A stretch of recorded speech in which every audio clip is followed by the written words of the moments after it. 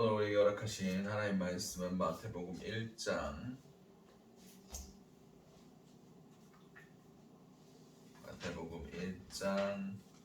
18절에서 25절까지의 말씀입니다. 마태복음 1장 18절에서 25절까지의 말씀. 신약 1면입니다. 다 찾으신 줄 알고 마태복음 1장 18절에서 25절까지의 말씀을 우리 한 목소리로 합독하시도록 하시겠습니다. 예수 그리스도의 나심은 이러하니라. 그의 어머니 마리아가 요셉과 약혼하고 동거하기 전에 성령으로 잉태된 것이 나타났더니 그의 남편 요셉은 의로운 사람이라 그를 드러내지 아니하고 가만히 끊고자 하여 이 일을 생각할 때에 주의 사자가 현몽하여 이르되 다윗의 자손 요셉아 내 아내 마리아 데려오기를 무서워하지 말라. 그에게 잉태된 자는 성령으로 된 것이라. 아들을 낳으리니 이름을 예수라 하라.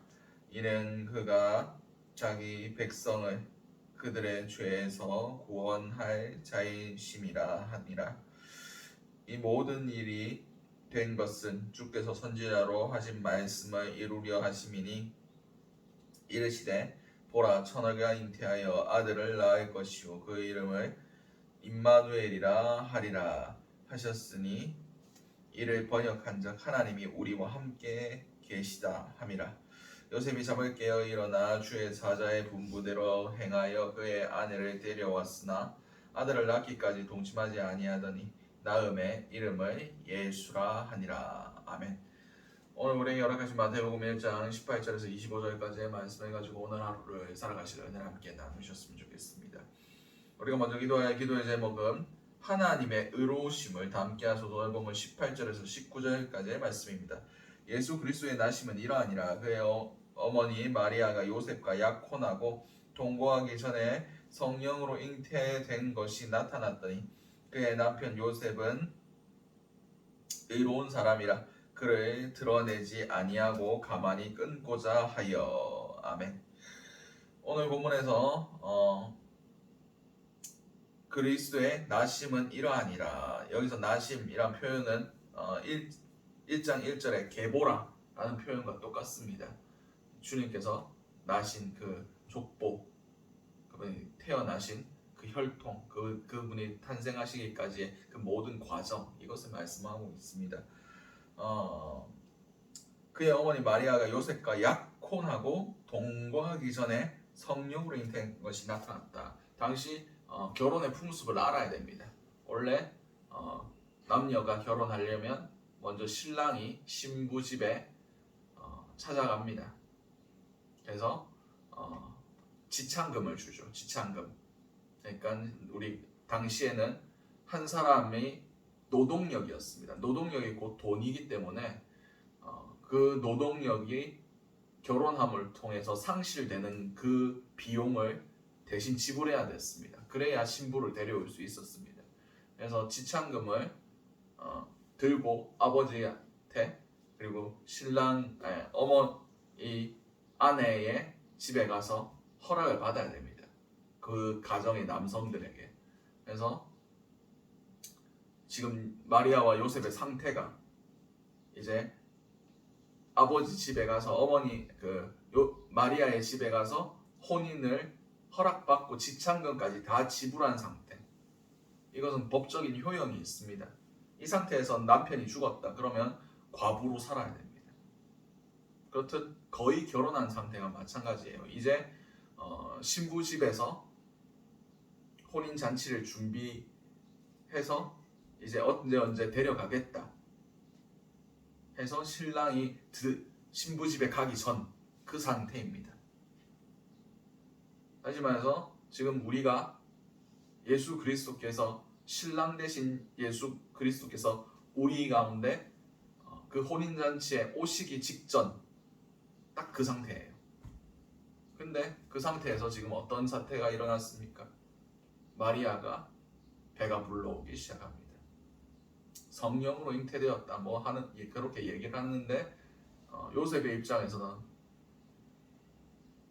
내 아내가 내가 이제 결혼해야 될 상대가 바람을 폈다, 불륜을 저질렀다, 이렇게밖에 생각할 수 없는 상황입니다. 근데 그의 남편 요셉은 의로운 사람이라 그를 드러내지 아니하고 가만히 끊고자 하여라고 성경 기록합니다. 그렇습니다. 여기서 의롭다라는 것은 디카이오스, 공정한, 고든이라는 뜻입니다. 모세의 율법에 뭐라고 되어 있습니까? 간음한 자는 어떻게 하라고 되어 있습니까? 돌로 쳐 죽이라고 성경 기록하고 있습니다. 근데 하나님의 뜻이 뭡니까?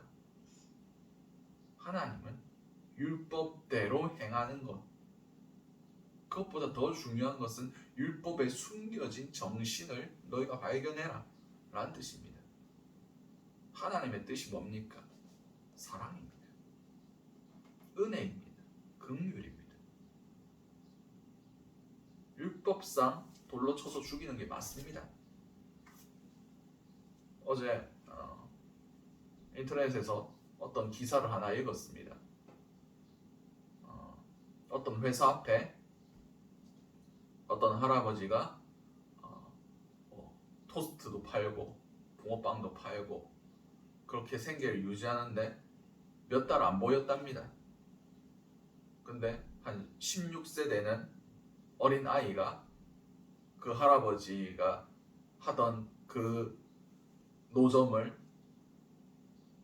다시 운영하는 겁니다. 그래서 무슨 상황인지 그 회사 앞에 사람들이 지나다니니까 그래서 그 애한테 물어봤더니 할아버지가 돌아가셨는데 생계가 막막하니까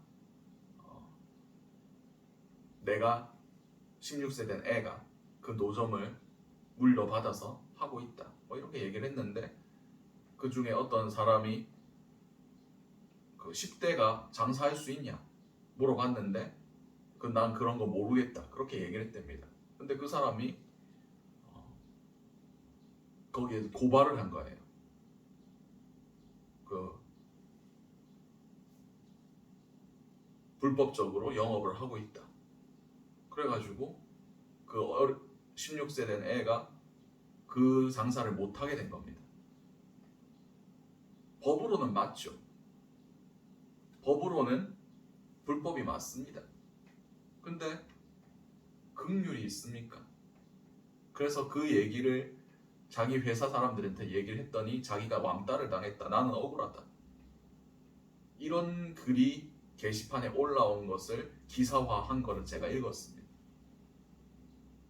율법상은 맞아요. 헌법상은 맞습니다. 법률로는 맞아요.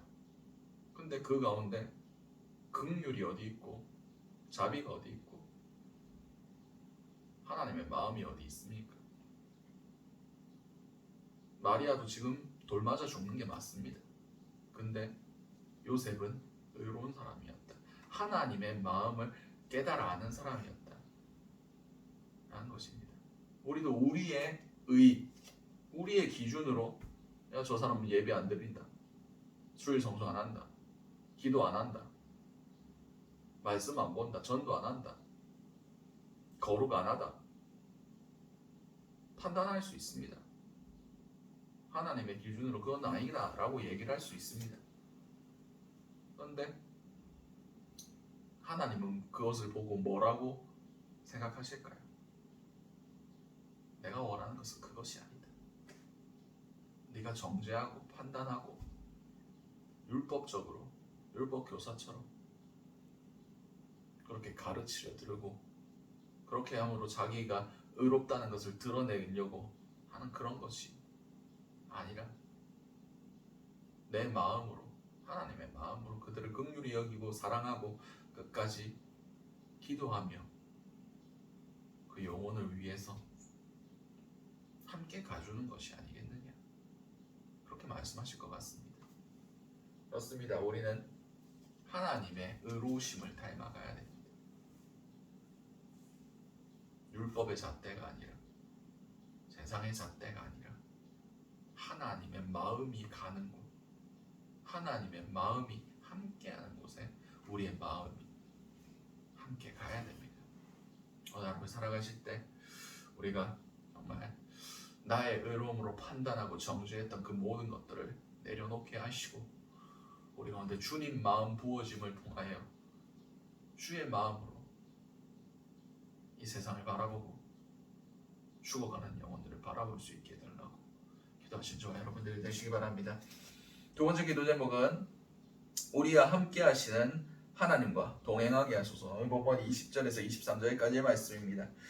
이 일을 생각할 때에 주의 사자가 현몽하여 이르되 다윗의 자손 요셉아 내 아내 마리아 데려오기를 무서워하지 말라.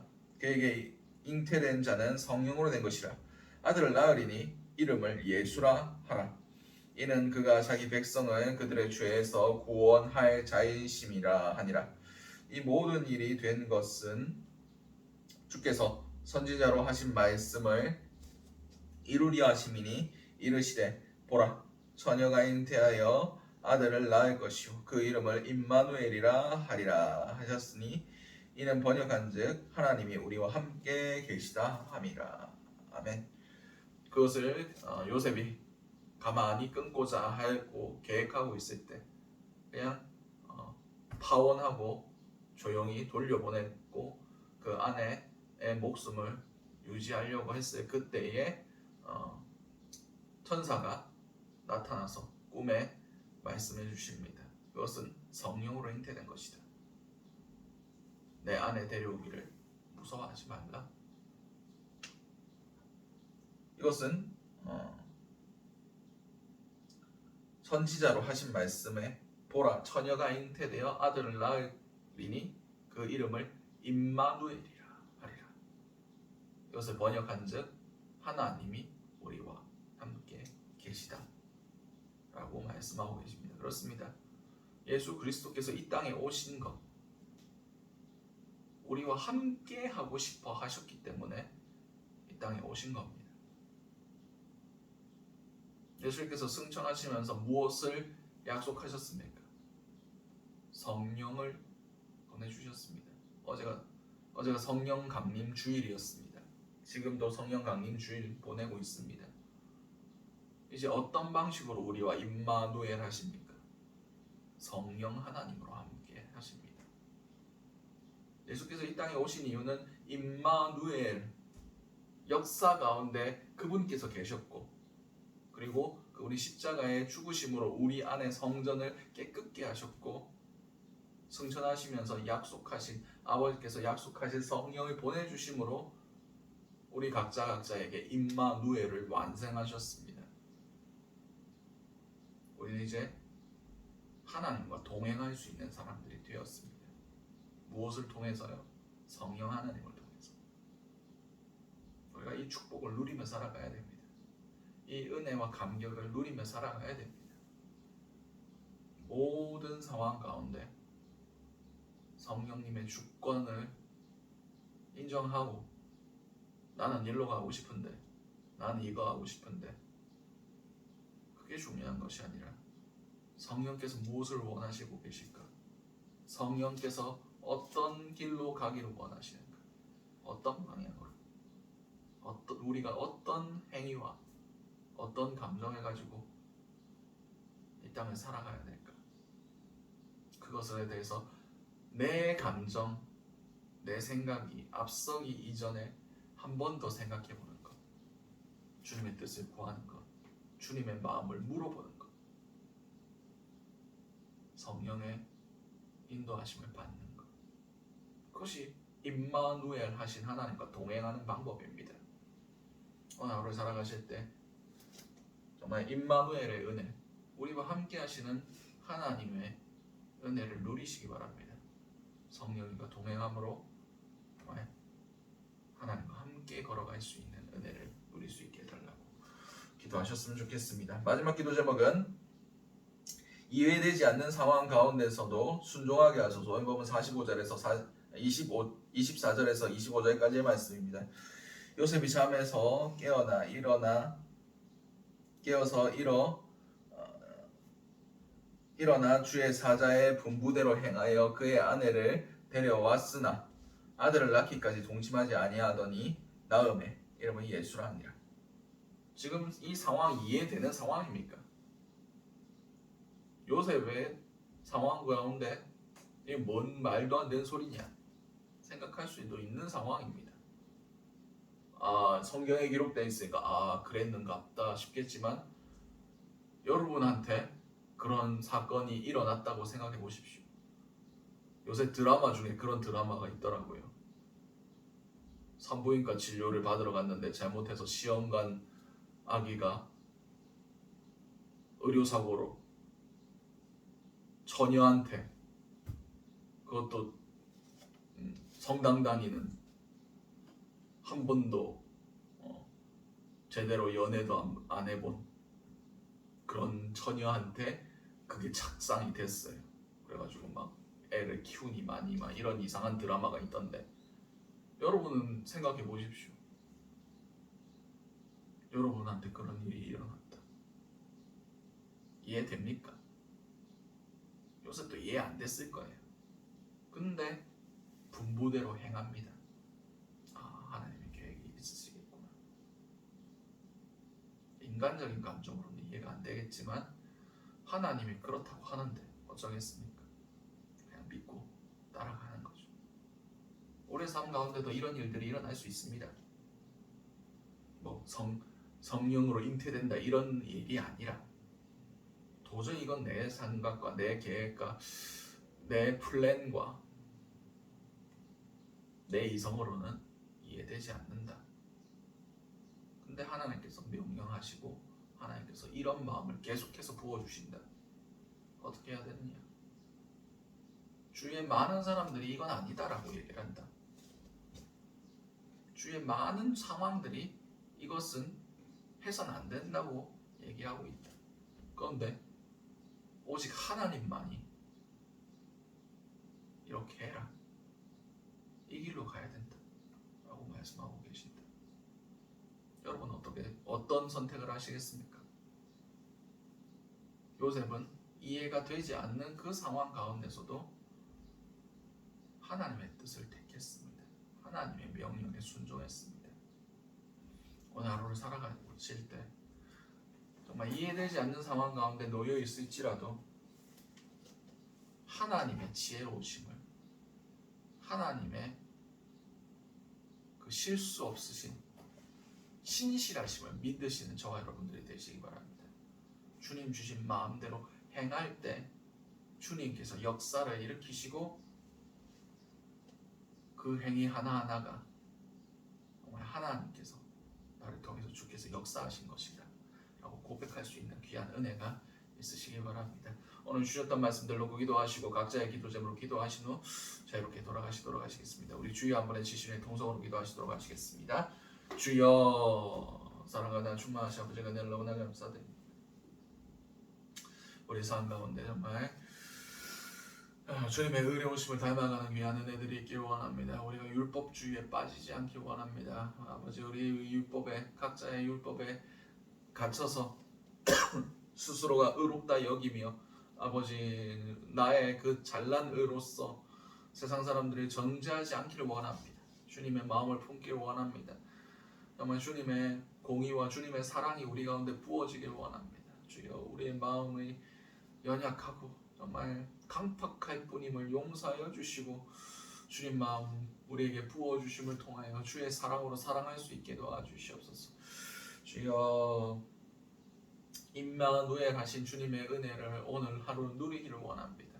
우리가 어디로 가든지 주님의 뜻과 동행할 수 있기를 원합니다. 아버지, 성령 하나님 우리를 주장하여 주시고 우리의 모든 생각과 우리의 모든 행위와 우리의 모든 발걸음 주님께서 주장해 주심을 통하여 온전히 주의 길로만 나아갈 수 있게 도와주시옵소서.